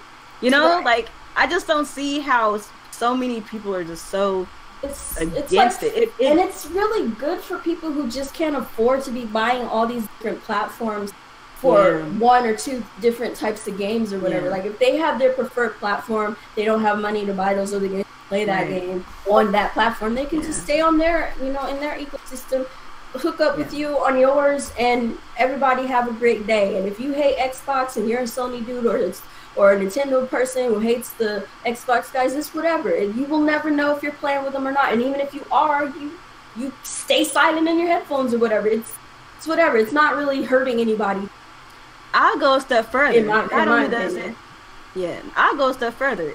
It not only benefits gamers, because gamers will be able to play with it benefits the companies, because look at all of these games whose player bases decrease because nobody's playing that game. Like, I'll put it like this. There's a lot of games that I play on the PC that have a smaller player base and maybe the developers would like. But let's say that game on the PC could play cross-play with the PlayStation, it could play cross-play with the Xbox, it could play cross-play with Nintendo. That's like, you're expanding the possibilities of where that game could go. You're expanding the life of that particular game. Like, it benefits everybody in the long run, I feel like. It's like, there's no reason to be so anti-crossplay. Like, I'm indifferent. I don't hoop and holler about it. It's whatever. Right. But, like, there's no negative to allowing crossplay. Like, it benefits gamers. It benefits the lifespan of multiplayer games across platforms. I think I don't know. All right, the females of gaming has spoken. We'll let the man talk. You hens done clucking, or the hens are done clucking? The hens are done clucking. The rooster can speak. All right. Yes. Oh God. Crow, you fucking rooster, crow. All right, so I'm gonna drop some reality on the situation. Sony unfortunately doesn't need crossplay right now because they are market leader, 80 million strong. So they have a wide enough install base within their own community that they don't have to worry about this. The only reason this is even a thing right now is because of the Switch. Like, this has been going on with PlayStation and Xbox for most of the generation, but nobody gave a shit because no one cares about Xbox. But now it's like the Nintendo Switch is here, and Nintendo Switch has Fortnite, and their accounts are getting locked, and Sony's to blame for this, obviously. That's why it's become such a big deal. Like, this blocking accounts thing has been going on with Fortnite on the Xbox already. It's just nobody gave a shit because it's the Xbox. But, like, this bad publicity for Sony doesn't affect them right now because they're so far ahead. But, like, going into next generation, which is probably 1 or 2 years out at this point, like, they're going to want to have it sorted out by then. I agree, they're probably going to announce it with the PS5 as a feature of the PS5. I think they're gonna do that too. Because like at this point, if they say okay to crossplay right now, it's gonna be coming from a point of weakness. Like they got forced to do it. Sony's a Japanese company; they're a proud company. They're not gonna cave, unfortunately. They're not gonna cave, Crossplay's really cool. I like it. Like Mia was saying, me and her were playing. I was on the PC. She was playing on the Switch, and one of my subs, Lioness or something like that. Shout out to Lionel. Lionel. He was playing on the Xbox. That was a lot of fun. That was really cool. I would have invited Chris, but he's on PlayStation, so we can't do that. But, and like it is what it is. Like Sony should have done this right when it was getting hot. Like right at the beginning, they should have been like, okay, let's do it. This sounds like good because they're supposed to be for the players. Their whole reason they're even won this generation is because of their stance of for the players. Pointing out all the anti-consumer things Xbox was doing at the beginning of the generation. That's the only reason Sony's even in the position they're in right now. Hell, they're even using that same that they did. Yeah, like they're basically using that same. That was a big draw for the PlayStation in the beginning of the gen. That they were the pro-consumer. They were the pro-consumer console, and like now Nintendo and Microsoft are pulling that trick on them, and like it's gonna benefit Microsoft and Sony in the future because we already know going in. With the Switch and Xbox 2, we already know going forward that they're going to be doing crossplay. Hell, they're releasing a Minecraft edition 2DS, like a special edition one with the Minecraft pictures. Oh, wow. On it. So, like, their partnership is going pretty deep now. That was just announced today. So, like, PlayStation is trying to be the odd man out. Like, they can get away with it now because they're 80 million strong, but that stuff isn't going to fly next generation. Like PS5, I think if next they continue, they're really gonna have to. Definitely, because like, if you imagine next generation, PS5 is the only one that doesn't allow crossplay, and we're all at 0 console. The Switch will be ahead because it's already out, but like that, they won't be able to do that again. Like, and the Sony fans that are out there saying we don't want crossplay, you're liars. You're simply liars. They're just lying about you just want to do what Sony says for whatever reason because you're mentally retarded people. But like people don't want. Here's the thing that I've noticed about games. It doesn't affect them anyways. Like, crossplay, all it does is benefit us because we have more people to play with. It keeps the longevity of games going. Because on PC, even though PC is the best, the problem with PC is a lot of these online-only games, they drop their install base immediately because PC gamers switch their games. Exactly. They switch their games constantly. So having a larger install base, like... between all the devices, that only benefits the game and allows you to play with more people. Right. Yeah. So, like, right now, Nintendo and Xbox have to team up just to kind of match Sony, but, like, next generation, that's not going to fly with them. Yeah. Yeah, I feel like, just talking about, like, the perception of crossplay right now, people don't want things until they get it. Yeah, Nintendo fans are like that. Exactly. Nintendo fans are like the biggest, like, remember how, like, when the PlayStation PlayStation 4, when they announced the PlayStation 4, they announced, okay, well, we're gonna have an online subscription service because it's gonna come with A, B, C, D, E, F, G. And Nintendo guys are like, oh, well, now we're the only ones with free online. What happens when the Switch comes around? Oh, you have to pay a subscription to play online. Yay! Free online. Pay it online. It's like, people don't want things until their company is doing it.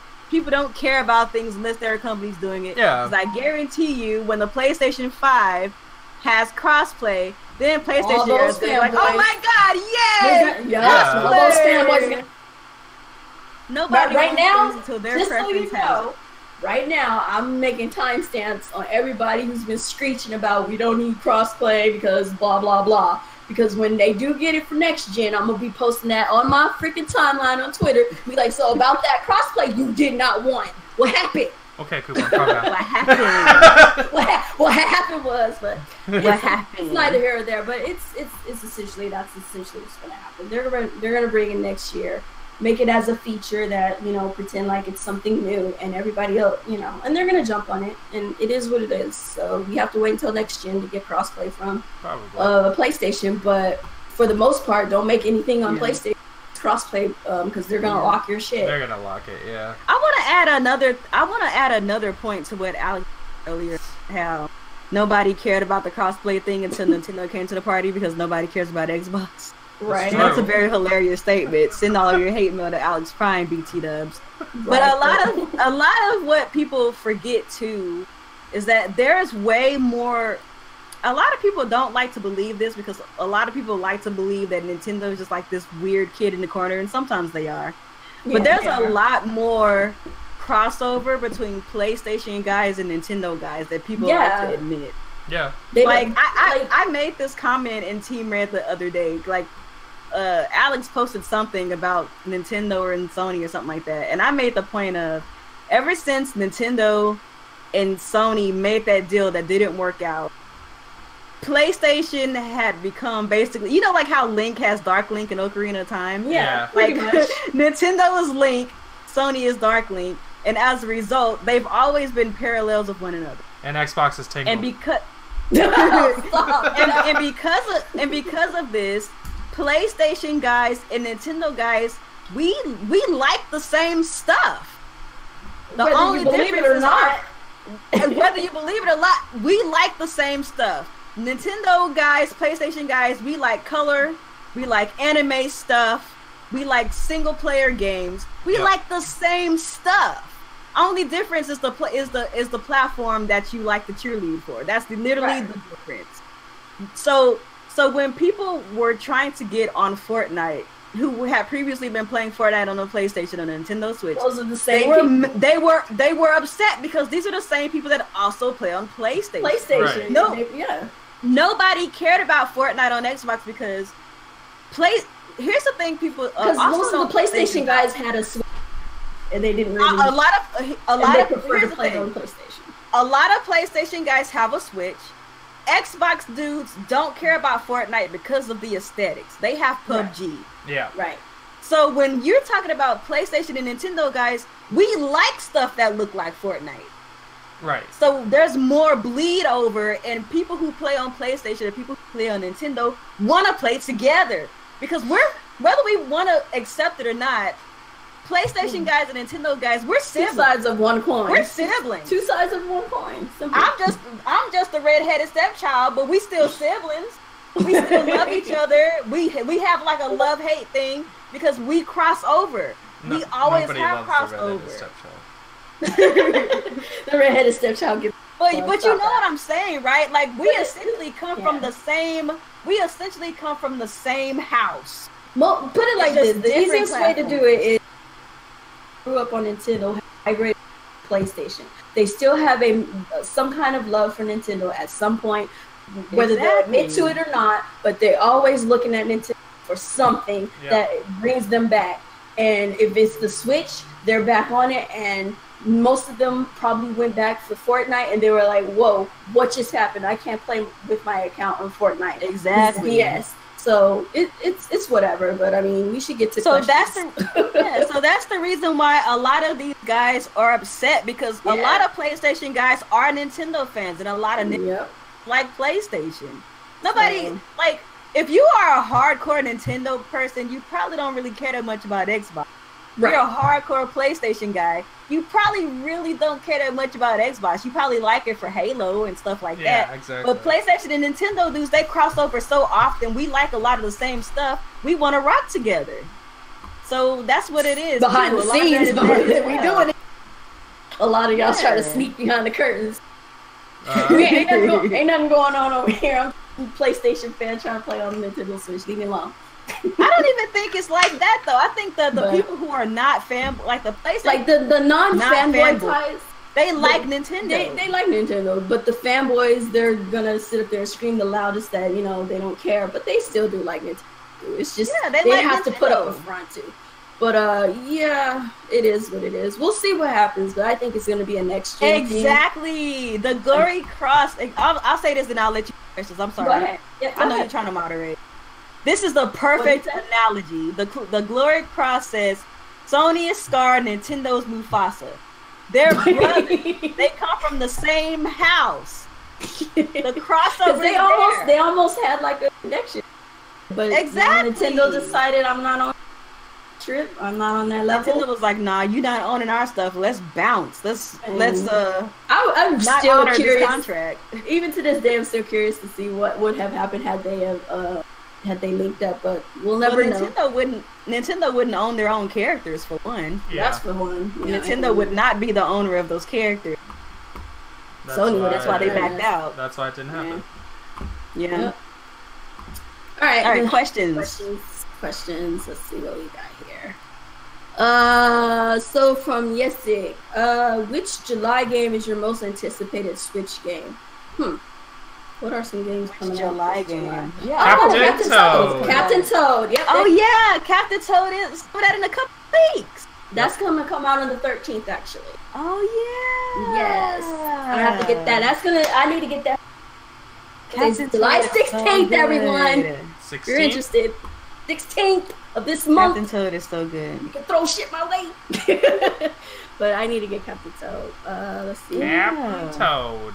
When is Captain Toad? Captain Alright, Toad comes out on 13th? If you see 13th. If you see a question, you can read it because I don't want to answer like questions that are silly. I got one here. If you can't decide between two girls and they both fine, do you go for the threesome? Is that Chris? Yeah. Wow. I know. I saw that earlier. Because he's a thotty, of course he's gonna ask that question. That had only to be Chris. Chris is a thought, so he asked. The answer is yes.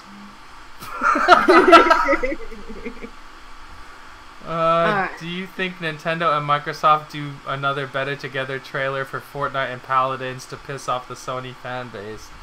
Well, I don't think they did it for Paladins. They'll probably do it for Fortnite because it's such a huge game.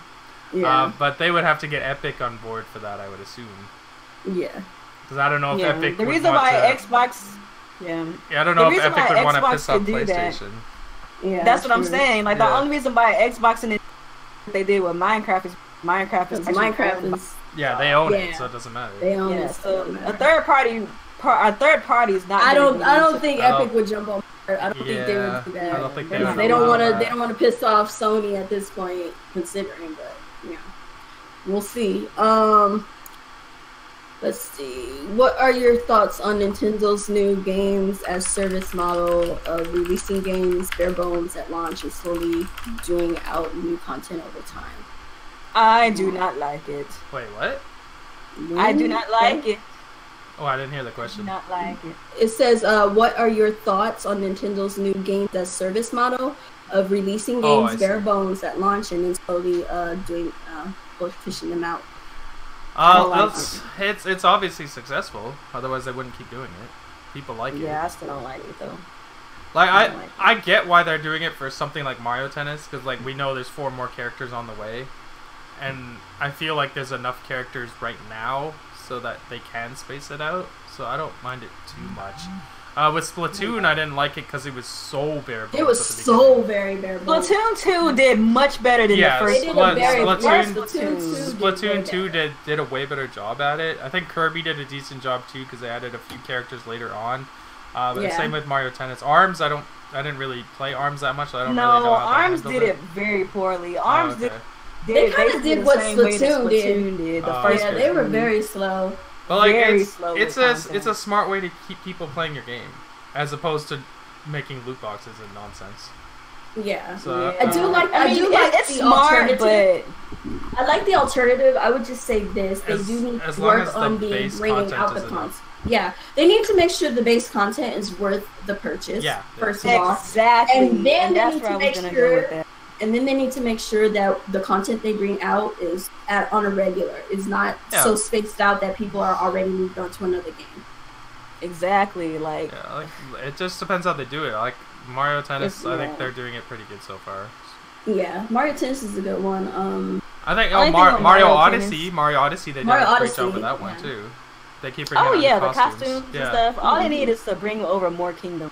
Yeah, they need more kingdoms, like a proper DLC for that, not Balloon Boy. Like, seriously. The balloon thing. That balloon thing was some nonsense. I personally don't... I'll say it like this. I don't like how they did it with ARMS. I do not like what they did with Splatoon 1, but I'm cool with Splatoon 2 because Splatoon 2 had all the stuff that was in Splatoon 1. Yeah. And they're just adding stuff on top. It depends on the base game. It came with the modes. Yeah, like it came with the modes. It came with what's the co-op? I forgot what it's called. Freaking Horde mode. It came with that, so that was cool. Splatoon 2 was great. I don't know if I care about what they're doing with Kirby, to be honest. I feel like that could have been there from jump. Like, it just wasn't compelling for me. Mario Tennis, the verdict is still out on that. I feel like the way Mario Tennis should do it is the same way that Splatoon 2 did it, was where it should have had like enough content there at first, and then they start doling stuff out. And I also think Mario Tennis needs to be adding some more like it needs to add some more modes. Yeah. Like courts and modes, like, and there needs to be like frequent updates, not like how Splatoon 1 did it, like where it was like, okay, you gotta wait 3 months and then you'll get this and this. Like, don't do that. But whatever. Alright, I'm looking at most of these questions. Some of them are kind of janky. Alright, I'm not gonna answer that jalapeno. Well, I guess it's like a console war crap. I don't deal with that right now. So, who is your least favorite Nintendo character? Daisy. My least favorite Nintendo character. My least favorite Nintendo character? Mario. Oh my god. I think I would say my least favorite Nintendo character, and it's something so stupid, but I've said this on Team Red before. My least favorite Nintendo character is Peach because she cheats in Mario Kart 64. I've hated her since I was a little girl. like when I was playing the computer character, she was always like effing me up. You know what I'm saying? And like, oh, like bad latency. She's a cheater. I know you out there, latency. Listen. Peach is a cheater. Yeah, Mario. I don't like Mario. He's just everywhere, and I'm tired of looking at him. That's all. Nothing specific. That's ridiculous. Just tired of looking at him. In recent time, I've started to like Mario again because I was there too. Like, I don't mind his games and stuff. I'm just tired of looking at him. Like, can Luigi get some space? Can we get some Waluigi in some space? Some freaking Wario, anybody in his space? Like, can you just? They're not gonna move Mario out of the way. I don't expect them to get. I don't expect them to remove him. They gave Luigi a year. Like, you can't give him another one every other year. You are aware that the year of Luigi was the least profitable year of Nintendo in the last 10 years. It's unfortunate. They probably should have did Waluigi. So Luigi had his chance and he blew it, as he always does. I'm pretty sure Nintendo. That's why when he shows up to the party, he brings 3 balloons. And I'm pretty sure Nintendo did absolutely jack shit to help Luigi in his year. They probably didn't bring out any decent games. Nothing. I'm sure they really didn't. All they did was bring out. Just said year Mario 3D World DLC and. They just probably announced Year of Luigi, and then that was it, done data, and they expected Luigi to sell some stuff. Y'all playing me. Speaking of, I wish that they would do more year of things. I know one year was the year nice of Luigi, if they do that. I do like and that I think concept. another year, I think another year was like the year of like Peach or something like that, or year her. I don't want something like year. that. Don't do no year of Peach. Don't do no year of. Do a year of. They do a year of Daisy. I'm not touching my Switch that whole year. We can do a year of Rosalina. But if they did do like the year of stuff, I want it to be special. Like bring like some DLC about that character for a particular game. The games, or like add some costumes in a game for that character or something like that. Like they gotta do something. They gotta actually spice that up. Oh my god, Chris, do not type nothing. I know you are. He typed something. Okay, I'm not gonna answer that. Is Alex a Nintendo fan? I guess. What a dumb question. I assume he is. He's in a Nintendo podcast. What fun gaming? Huh? Isn't that like the troll guy? Like yeah. The trolling all the time? Yeah. If she only like Xbox, do you still want the Xbox? I mean, you can't trust it, right? Huh? G-Rock stupid. That's G-Rock's if she only like Xbox, do you still want the box? I mean, you can't trust her. That box is dirty, man. Don't touch it. Alright, well, we're done with questions because I'm seeing some dumbness in here. And we getting up there. Do grown men wear Pikachu outfits? Wait, do grown-ass Nintendo men wear Pikachu outfits when they play Fortnite? I am going to put that as a maybe. There's a high possibility. There's a high chance. There's a high chance. Pikachu outfits while playing. Pikachu pajamas, maybe. Those Pikachu onesies look comfortable, though. The onesies. They probably won't wear the onesies. And then they scream Pika Pika all day. They're like, Pika! right. Well, I guess we're done here. So. There's a question from a new person. Where from at? the Glory Zeros. The Glory Cross. Oh, is that what it is? Glory Cross. Can you read it for me? If they were to make a new Luigi's Mansion for Switch, would you want the same style as Mario Odyssey or in a different format to stand out? That's a great question. I would want them to do something different for him, but like same style as in the way Mario moves, or how the world is laid out. Is it like a open world? Because the mansion, you would be inside the home the whole time. That wouldn't even make sense. You would just. But here's the thing. Yeah. But here's the thing with Luigi's Mansion, though. If you're talking about like an open world sandbox, it wouldn't work for that game because that game is supposed to be spooky. Yeah, it's supposed to be close quarters. Right. Yeah, so it would need to be closed in. Yeah, he said in terms of the world. Yeah, I don't think that would work. I don't think that would work. Because it needs. Here's how I see it. Like, then it wouldn't be Luigi's Mansion. It'd be like Luigi's Scary World. Like I would imagine if they're going something kind of fairly open worldish, not like if he's like in the forest. What they would do is they would be in the forest, in the mansion, maybe going to another area of the forest next to another mansion, or maybe they're in a castle. Put it in a castle. There you go. It wouldn't be called Luigi's Mansion, obviously. But if you're gonna do something spooky, it would have to be in something bigger or more expansive. If you want it to be similar to have like a more open space, then maybe put it in some kind of castle or an actual mansion, not like that small kind of shit they got, like a true actual castle. Yeah. It would have to be like a big, huge, like a big old chateau or some kind of big. Exactly. That'd be interesting. I really do think they should bring Luigi's Mansion to. So. Well, they're bringing it to 3DS again. I know, right? What the freak? Okay, if you are playing Mario Kart 8 Deluxe with her, and her kid beats you, do you Falcon punch the kid? Yeah, obviously.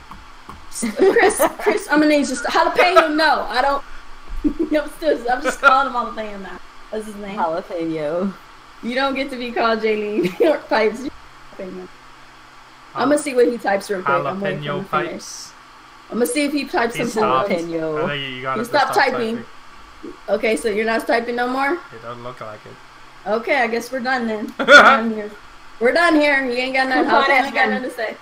Kuuppon has been ready to be done with questions. First question.